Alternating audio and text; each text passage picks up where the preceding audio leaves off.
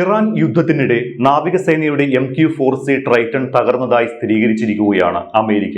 April 9-ന് Triton തകർന്നതായി നാവിക സുരക്ഷാ കമാൻഡിന്റെ ഏറ്റവും പുതിയ ഏവിയേഷൻ മിസ്ഹാപ്സ് റിപ്പോർട്ട് രേഖപ്പെടുത്തി. എന്നാൽ സുരക്ഷാ കാരണങ്ങളാൽ തകർന്ന സ്ഥലം വെളിപ്പെടുത്തിയിട്ടില്ല എന്ന് ആക്സിയോസ് റിപ്പോർട്ട് ചെയ്തു. നോർത്രോപ്പ് ഗ്രൂമൻ നിർമ്മിച്ച ഈ സമുദ്ര നിരീക്ഷണ ഡ്രോണിന് ഏകദേശം $240 ദശലക്ഷം വില, അതായത് ഏകദേശം 2000 കോടി രൂപ. ഇറാൻ സംഘർഷവുമായി ബന്ധപ്പെട്ട് അമേരിക്കയ്ക്ക് ഉണ്ടാകുന്ന ഏറ്റവും വലിയ സാമ്പത്തിക നഷ്ടങ്ങളിൽ ഒന്നാണ് ഇത്. MQ-4C ട്രൈറ്റൺ US നാവികസേനയുടെ ഏറ്റവും നൂതനവും ചെലവേറിയതുമായ ആളില്ലാ വ്യോമവാഹനങ്ങളിൽ ഒന്നാണ്. സമുദ്ര മേഖലകളിലെ ഉയർന്ന ഉയരത്തിലുള്ള ദീർഘകാല നിരീക്ഷണം, രഹസ്യാന്വേഷണ ദൗത്യങ്ങൾ എന്നിവയ്ക്കായി രൂപകൽപ്പന ചെയ്തിട്ടുള്ളതാണ് ഇത്. ബോയിങ് P-8 പൊസൈഡോൺ വിമാനങ്ങൾക്കൊപ്പം പ്രവർത്തിക്കാൻ രൂപകൽപ്പന ചെയ്തിട്ടുള്ള ഈ ഡ്രോണിന് 24 മണിക്കൂറിലധികം 50,000 അടിക്ക് മുകളിൽ ദീർഘനേരം തുടർച്ചയായി പറക്കാൻ കഴിയും. വാർസോൺ റിപ്പോർട്ട് ചെയ്തതനുസരിച്ച് പേർഷ്യൻ ഗൾഫിന് സമീപം പ്രവർത്തിക്കുമ്പോൾ ഡ്രോൺ ഫ്ലൈറ്റ് ട്രാക്കിംഗ് പ്ലാറ്റ്ഫോമുകളിൽ നിന്ന് അപ്രത്യക്ഷമായി. ട്രാക്കിംഗിൽ നിന്ന് അപ്രത്യക്ഷമാകുന്നതിന് തൊട്ടു മുൻപ് ഇത് അതിവേഗം ഉയരം കുറഞ്ഞുവെന്ന് ഡാറ്റ സൂചിപ്പിക്കുന്നു. ഇറാൻ വെടിവെച്ചിട്ടതാണ് എന്ന ആരോപണം ഉയരുന്നുണ്ട് എങ്കിലും US സൈന്യത്തിൽ നിന്നോ നാവികസേനയിൽ നിന്നോ ഔദ്യോഗിക സ്ഥിരീകരണം ഉണ്ടായിട്ടില്ല. ഡ്രോൺ അപ്രത്യക്ഷമായതിന്റെ കൃത്യമായ സാഹചര്യങ്ങൾ ഇപ്പോഴും അജ്ഞാതമായി തുടരുകയാണ്. ഇതിനിടയിൽ ഇറാനുമായുള്ള സമാധാന ചർച്ചകളിൽ വൈകാതെ പുരോഗതി ഉണ്ടാകുമെന്ന പ്രത്യാശ പ്രകടിപ്പിച്ച് അമേരിക്കൻ പ്രസിഡന്റ് ഡൊണാൾഡ് ട്രംപ് രംഗത്തെത്തിയിട്ടുണ്ട്. ഇറാനുമായുള്ള 2ാം ഘട്ട സമാധാന ചർച്ചകളെക്കുറിച്ചുള്ള ശുഭവാർത്ത വെള്ളിയാഴ്ചയോടെ ലഭിച്ചേക്കാമെന്നാണ് അദ്ദേഹം പറഞ്ഞത്. എന്നാൽ ഇത്തരമൊരു ചർച്ചയെക്കുറിച്ച് തീരുമാനമെടുത്തിട്ടില്ല എന്നും ട്രംപ് കള്ളം പറയുകയാണ് എന്നും ഇറാനും തിരിച്ചടിച്ചു. സമാധാന ചർച്ചകൾക്കായി കൂടുതൽ സമയം നൽകുന്നതിനായി ഇറാനുമായുള്ള വെടിനിർത്തൽ നീട്ടിയതിന് പിന്നാലെയാണ് വെള്ളിയാഴ്ച ചർച്ച നടന്നേക്കും എന്ന തരത്തിലുള്ള ട്രംപിന്റെ പ്രതികരണം വന്നത്. നൽകിയ സമയപരിധി അവസാനിച്ചിട്ടും അനിഷ്ട സംഭവങ്ങളൊന്നും ഉണ്ടാകാത്ത പശ്ചാത്തലത്തിലാണ് ഇത്. ഇറാൻ സ്വീകരിക്കേണ്ട അടുത്ത നടപടിക്ക് അമേരിക്ക സമയപരിധി നിശ്ചയിക്കാത്ത ആദ്യ അവസരമാണ് ഇത്. പാകിസ്ഥാൻ നേതൃത്വവുമായുള്ള ചർച്ചകളാണ് ഈ നയമാറ്റത്തിന് പിന്നിലെന്നും ട്രംപ് വ്യക്തമാക്കിയിട്ടുണ്ട്. ഡോക്ടർ മോഹൻ വർഗീസ് ഒപ്പമുണ്ട്. ഡോക്ടർ മോഹൻ വർഗീസ്, കഴിഞ്ഞ ദിവസം താങ്കൾ സൂചിപ്പിച്ചിരുന്നു പാകിസ്ഥാൻ ഇടപെട്ടാലും ഇല്ലെങ്കിലും യുദ്ധം മുന്നോട്ട് കൊണ്ടുപോകാൻ പറ്റാത്ത ഒരു സാഹചര്യത്തിലേക്ക് അമേരിക്ക എത്തിയിട്ടുണ്ട്.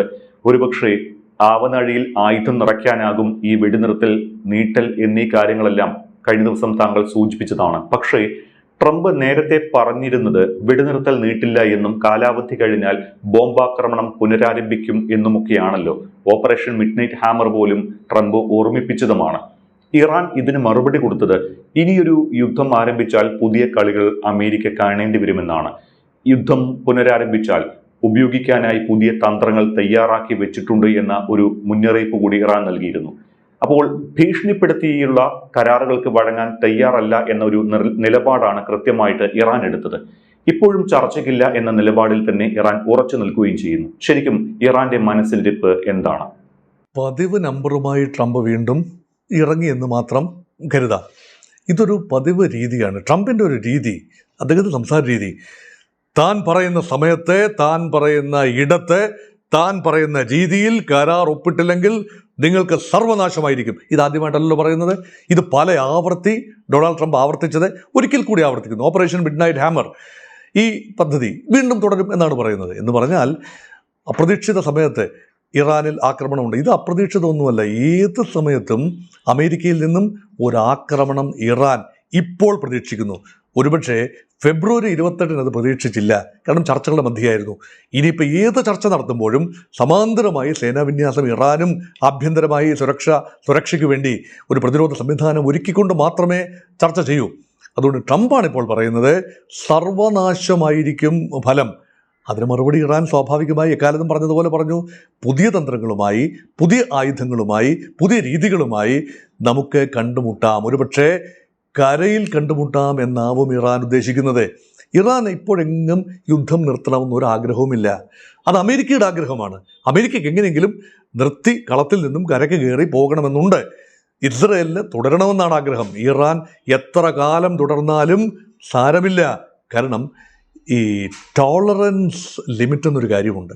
ഇറാൻ അതികഠിനമായ ടോളറൻസ് കോഷ്യൻ്റാണുള്ളത്. അതുകൊണ്ടാണ് എത്ര പ്രഹരമേറ്റാലും, എത്രയോ കാലമായി പ്രഹരമേൽക്കുന്നു, എത്ര പ്രഹരമേറ്റാലും വീണ്ടും നിലനിൽക്കാനുള്ള ഒരു സംവിധാനം, ഒരു മനോഭാവം അതുകൊണ്ടാണ് ജനങ്ങളുടെ ആത്മവീര്യം ഒന്ന്, സൈന്യത്തിൻ്റെ ആത്മവിശ്വാസം മറ്റൊന്ന്. സാങ്കേതികവിദ്യയിലൊന്നും അത്ര പുരോഗതി പ്രാപിച്ച രാജ്യമല്ല ഇറാൻ. പക്ഷെ കീഴടങ്ങാൻ മനസ്സില്ലാത്തവനെ കീഴടക്കാനാവില്ല. ഇതാണ് ലോകചരിത്രം. അപ്പം കീഴടങ്ങാൻ വിസമ്മതിക്കുന്ന ഒരു മനസ്സ്. ഇപ്പോൾ ജപ്പാൻ്റെ മനസ്സിനെ ഒന്ന്, രണ്ടാം ലോക മഹായുദ്ധത്തിലെ മനസ്സിൻ്റെ ഒരു കാര്യം ഒന്ന് പരിഗണിക്കൂ. 1945 യുദ്ധം തോൽക്കുമെന്ന് പൂർണ്ണമായി അറിയാം. സഖ്യകക്ഷികൾ വിജയിച്ചുകൊണ്ടിരിക്കുകയാണ്. ജർമ്മനി പോലും പരാജയപ്പെട്ട് കഴിഞ്ഞു. ഇറ്റലി ആദ്യം തന്നെ പരാജയപ്പെട്ട് കഴിഞ്ഞു. ജപ്പാൻ മാത്രമാണ് പിടിച്ചു നിൽക്കുന്നത്. അവിടെയും ജാപ്പനീസ് സൈനികർ കീഴടങ്ങാൻ തയ്യാറായില്ല. അവർ കാമക്കാസി ഫ്ലൈറ്റ്സ് പറത്തി അമേരിക്കൻ വിമാനങ്ങൾ, അമേരിക്കൻ പടക്കപ്പലുകളുടെ ഡെക്കിൽ വന്ന് ഇട്ടിച്ചിറങ്ങി ആത്മഹത്യ ചെയ്യുകയാണ്. ആത്മഹത്യാ സ്ക്വാഡുകൾ പോലുമാണ്. അവർ കീഴടങ്ങാൻ വിസമ്മതിച്ചു. അങ്ങനെയാണ് America little boy and fat മാൻ ഇത് പ്രയോഗിക്കുന്നത്, അത് ആറ്റം ബോംബ് പ്രയോഗിക്കുന്നത്.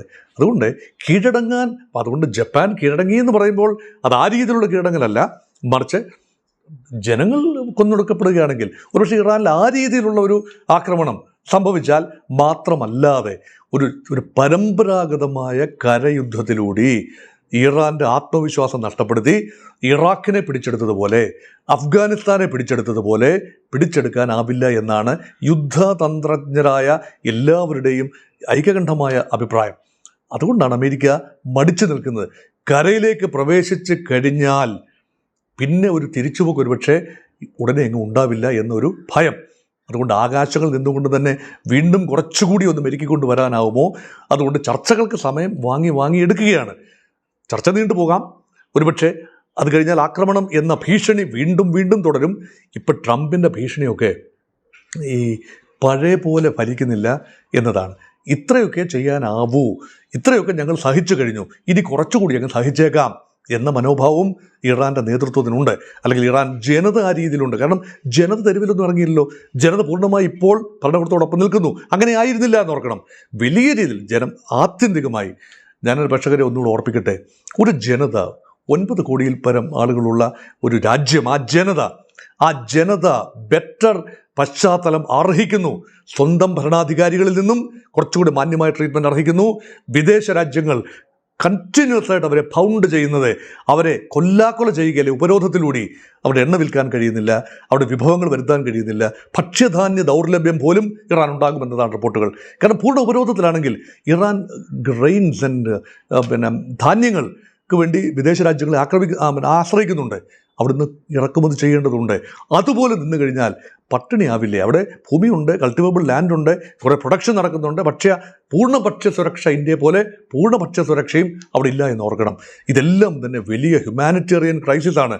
നേതാക്കളെ സംബന്ധിച്ചിടത്തോളം അവർക്ക് യുദ്ധം ചെയ്താൽ മതി, ചില കണക്കുകൾ ബോധിപ്പിച്ചാൽ മതി. അത് IRGC ആണെങ്കിലും അമേരിക്കൻ നേതൃത്വമാണെങ്കിലും.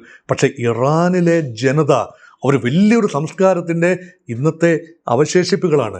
ഒരു വലിയ നൂറ്റാണ്ടുകൾ, സഹസ്രാബ്ദങ്ങൾ നീളുന്ന വലിയ ഒരു സിവിലൈസേഷൻ്റെ ഇന്നത്തെ മുഖങ്ങളാണ് ഇറാൻ്റെ ജനത, Persian people. They deserve something better.